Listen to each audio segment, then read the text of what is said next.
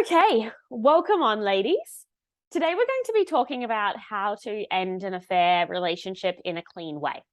And I really like this subject because it is the thing that can really keep us stuck questioning or walking on eggshells or stuck in limbo for so long when we're trying to transition the relationship.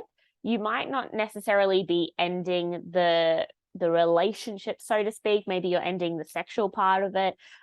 Essentially, you're transitioning from the affair dynamic because it's not working for you anymore.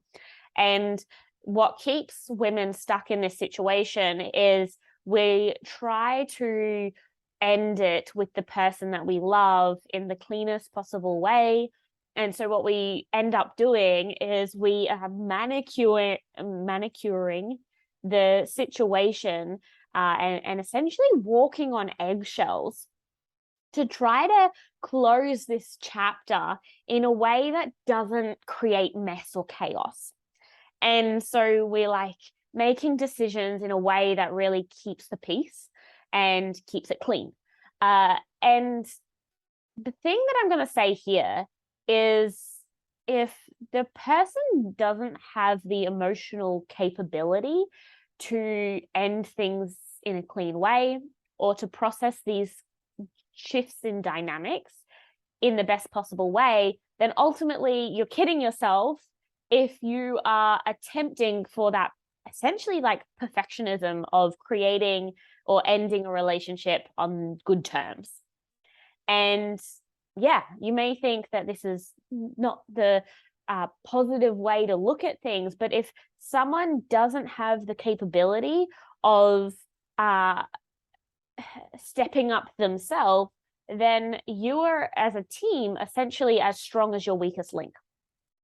And so if they can't meet you there emotionally, and I'm not saying that's a bad thing, I'm saying if they don't have the emotional capability to know how to deal with this emotional situation, it's tough. It is a tough situation to be in. And if they don't have the tools to know how to navigate their emotions through this transition, then ultimately, no matter how hard you try to manicure things and end things in the right time, in the best way possible, things are always not going to be perfect.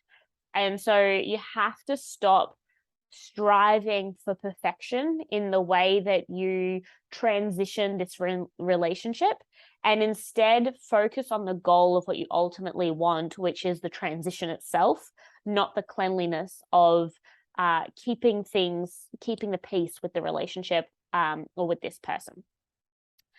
Ultimately, if there is a lot of emotional connection in this relationship, both of you unconsciously will be creating these roadblocks that are stopping you from actually like pulling the trigger and making the move and creating the change and ending your affair relationship for good. And so if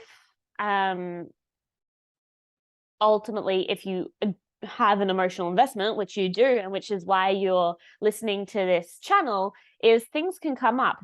Your affair partner might be studying and has a massive exam that has a lot of weight on the overall thing that he is studying. So you want to wait till after the exam. Or maybe there is a big business deal going on, or his wife is pregnant and giving birth and all these things. Like there's so many life circumstances that can get in the way, but unconsciously be keep your eyes open to where unconsciously these opportunities are perfectly arising. Another one is family illness or sickness or friend sickness, or death in the family, and all these things. They're the perfect opportunity to keep the contact, to slow down the transition of ending the affair relationship. Ultimately, you've got to stop striving for perfection and realize that while you go on this journey of transitioning and ending the affair or whatever you're choosing to transition this relationship, you've got to stop striving for the perfection, and you've got to say, okay, what is my intention here, and how can I move forward with that intention by this timeline? Set yourself a timeline and start taking action, and have no negotiables that stand in the way of you taking action on that. If you're listening to this, you could have been in an affair for a year, 2 years, 5 years, 8 years, 12 years, 20 years. Yes, I get all of them. I get messages from women in all those lengths of affairs. And how long are you going to choose to neglect your true desires in relationship, in living in this world, instead of living a double life in secrecy, out of alignment with your true self, your true values, your true standards, because you're trying to do things perfectly without the emotional upset, without your heart going through grief? You're going to experience grief. You're going to experience loss. You're going to experience the mess. Be prepared, be willing to sign up for it, and dive right in. Dive right in. Say that you ultimately are committed to your journey and your momentum forward. And in order to commit to that, I am willing to go through the mess. I'm willing for it to get a little bit messy in order for it to get clean. So I want to leave you with that. I hope that helps. I, for sure, when I was in an affair relationship, got stuck on all the stories of why it wasn't the perfect time. And if you're ending it, you might have all these reasons of why you need to do it in person. But ultimately, deep down, you know, if you see in person, you'll continue the relationship all over again and break your boundaries. And so sometimes, yes, there's society beliefs on what's right or wrong, what's best, what's ethical, what's good for the other person. And I would say in this situation, there is a lot going on, a lot more than doing the thing that is right for the society, and start doing what's right for you based on this situation. It doesn't have to make sense. If it makes sense to you, start acting on it. So I'll leave you with that.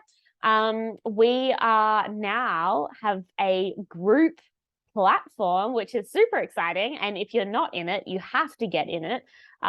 It is on an app, which is amazing.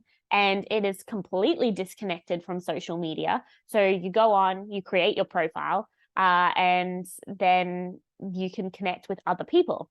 And again, it's completely private because it's not connected to your email or your social media. Ultimately, to get into the membership and to sign up, you'll put in your details for me, but that is not accessible to anyone on this platform. So you can connect and you can share your story, and you can hear from other people's stories. You can privately message other people that are going through the same kind of thing, dynamic as you, whether you're in the affair, you've ended the affair, you're dating again, you're married, you're single, you're with a married man, you're in a gay affair. There's all these different things, and like it's in there. So come on board. The links are below. We would love to see you in there. I think community is the biggest thing that's going to support you on change. And if you just make that investment on yourself and commit to having the support that you so badly need, so you're no longer alone again. I think in this situation,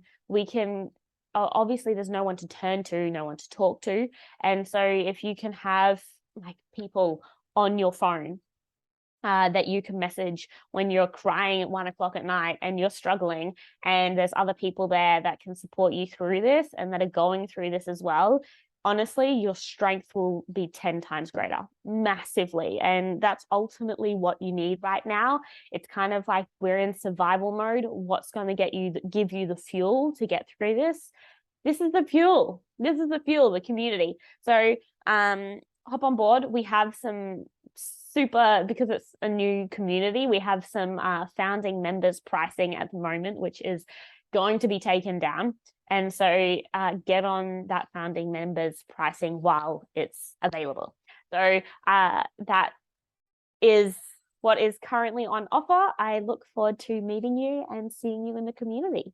Bye for now.